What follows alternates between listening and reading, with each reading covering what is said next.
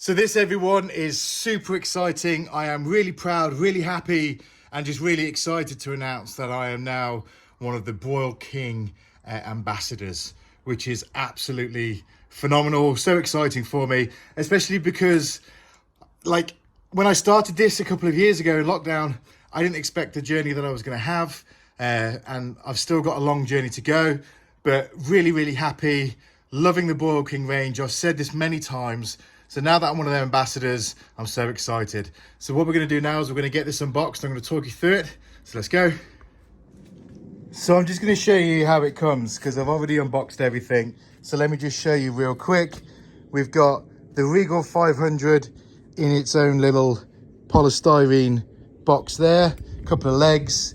And then in it, you're obviously going to get your instruction manual, your cast iron cooking grates, a little bit of information about the grill itself, some of the points, which I'm going to go through anyway. That's what unboxing the grill looks like, and I'm going to get it assembled on that. And you know, being men, you know how they say you don't need instructions? Yeah, we're going to stick with the instructions. But what I am going to do, guys, I'm going to put this all on a time lapse so you can see it, but I'm going to pause at certain moments and show you a couple of features. So, little confession. I've already, as you can see, built up to here, which is basically putting the legs on and putting the tray on. However, the camera was where you are now and the grill was here, and my back was basically blocking the view the entire time. So, mental note, better positioning of the camera, which I'll rectify this time round. But all we've done is we put the legs on. It's all conveniently labelled up, dead easy in the instructions, A, B, C, D. And then you've got to put the tray on. So what you're doing is you're screwing the legs down. So you leave about 3 mil or so before you tighten it all the way up, because you're going to need to move that around for the tray. Once I've got all that on, I actually tightened everything up using a 10 mil socket for the nuts around the legs. And then to put the wheels on, it was a 13 mil socket just to get that tightened as well. So without further ado, you can see the grill, not my back. So let's get carrying on building this up. I think, to be honest with you, we're pretty much almost done. Just a few little things to put on, but let's go. All I'm doing here is just plugging the aerial in for the Wi-Fi. Just want to show you a little thing that I like about this. Excuse the up the nose shot. Once you plug the cable in, you attach this little cable holder here. Stops this from being pulled and getting damaged. And then, so not only do you have that one, but then you have this as well, which then stops this from being pulled too much. So all in all, protecting your cable and your power source from getting damaged. Just a bit more cable management. Doesn't take very long to put this grill together. Probably took me 45 minutes if I actually did it from start to finish. But I do like this cable management. Had a few issues with another grill in the past. A lot of it to do with the cable and plugging it in, the little power supply. But no, really happy, really impressed with the way this all ties together. It's going to keep your cables nice and safe and stop you having any issues.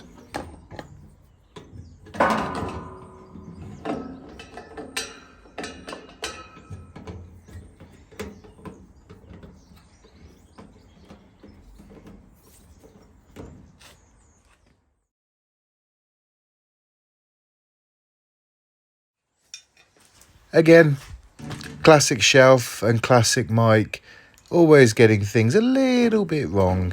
So misaligned the screws on this one, which you'll see in a minute. So forgive it took a little bit longer than it should. It looked like I was fumbling around, but you know what it's like.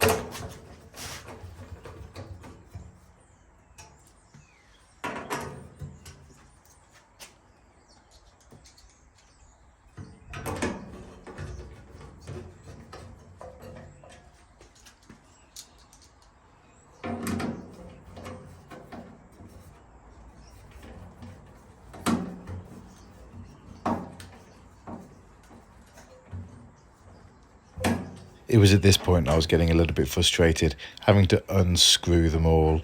I knew the camera was going. I thought, should I start the whole thing again? And then I thought, no, you people are going to get this when they do their grill builds. And you know what? This isn't about making it look all professional and posh like a lot of companies and a lot of people do. This is just me building a pit with a really frustrated look on my face, trying not to swear. We've all been there.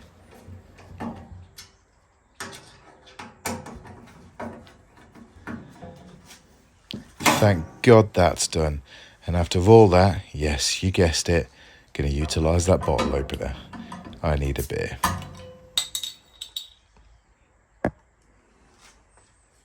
Now, when I first got the pellet grill from Grill Store, I said then that the one thing that really impressed me with Broil King was the attention to detail in the design. Now, what you get are these little end pieces. Now, this end piece goes in here and just twists. So when you're using your rotisserie, this comes off, but where do you put it? Well, next to your bottle opener, you've got a handy little storage place. Little things make huge differences, in my opinion. That I like. Now, what I also like is you don't just have this huge, massive handle, which is good for just opening bottles of beer and storing your little things. You've actually got a tray, which will sit just nicely, just there. I'll remove that bit later.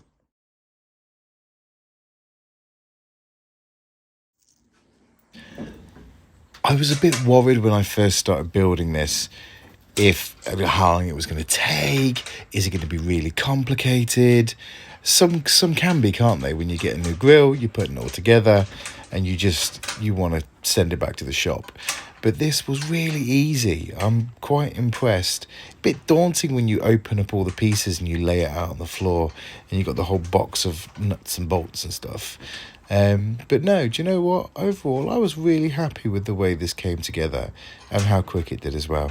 Like I said, probably would have taken me about 45 minutes had I not stopped to kind of position the camera and kind of mess about to so you guys can see it.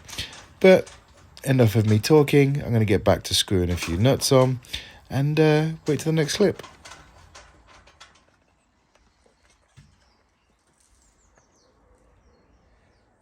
Now here we go, guys and girls. This is the main reason why I love the Broil King. And that is the way you've got what I'm going to call grease management. if that's a thing, but that's what I'm going to call it. So let's put the guts together inside this grill. So the first thing we're going to do is put this big plate. Okay. Now what I will show you first of all is you have got a really nice deep, like that's taken my whole hand, really nice deep firebox. And I actually think, and I'm going to try and find out and I'll let you know, but I think that is why you don't get the kickback of ash that comes from the pellet grills. That's my theory behind it, and that's what I'm sticking with. So now we've got the base in there. What we're looking for next is the tube. This tube here, here's one I should have prepared earlier. That's going to go into the last hole, because at the bottom of that, you've got your drip tray, and I'll show you that in a second, guys. From there, we just need your heat deflector. That's going to go on there nicely. And then from there, we need this. Now we're going to line this hole up with the end of that tube. So little hook on the back there, which is just going to go on the back just here. And that's going to sit nice and snug around that tube, as you can see. Then we want to put the sides on. Now this is when it becomes absolutely brilliant. Because what we're then going to do, again, using this little bit here, is going to go into the far end and then sit perfectly on that. And then we need the sides. And this is where it gets really cool, because hook these on the end.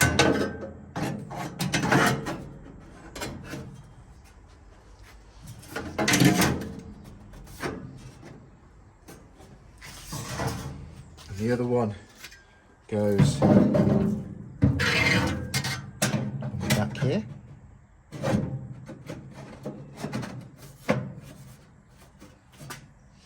And now, it doesn't matter where in this grill you put your food, even right at the back, it's going to hit this and drip straight onto this tray, come into here, and then goes down inside. Take you around.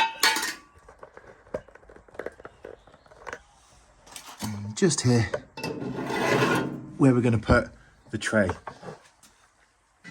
We're also going to get this little silver tray, and that's going to go. Oh, let me turn it around. So the grease funnels down, gets caught onto this little tray, in through that hole, and then you put your tray underneath. And next, we're going to put the ashtray collector in here. Slide it to the right, you're ready to go. When you want to empty this, just a couple of shakes left and right. I've put it in. A couple of shakes left and right, and it opens it up and all the ash falls down.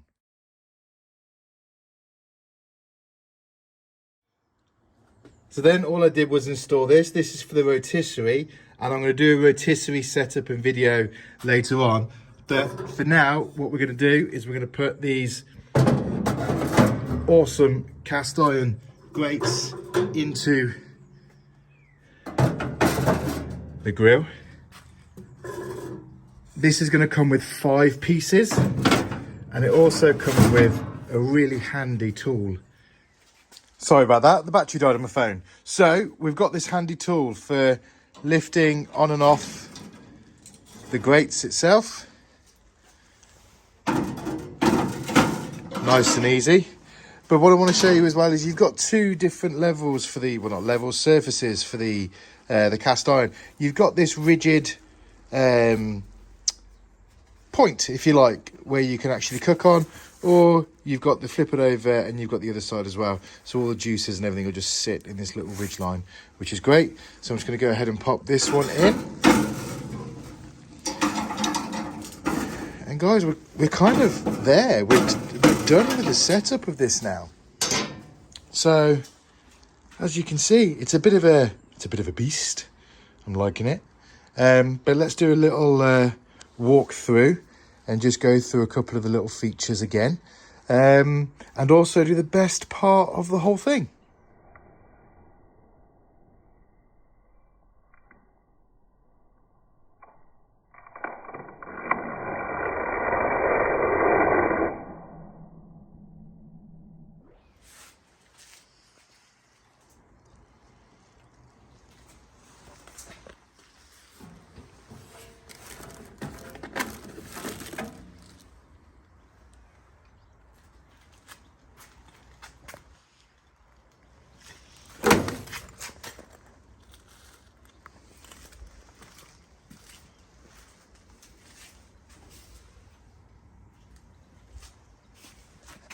So let's go ahead and point out a few little parts to this again.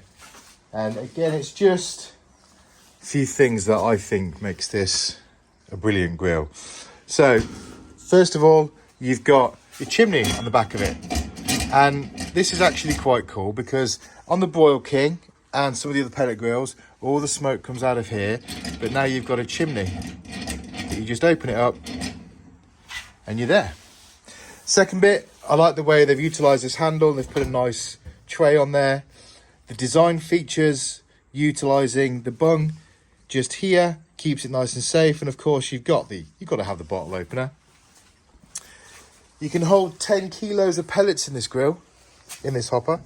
Undo that little screw, pop it open because you want to make sure you get all the little bits out of that.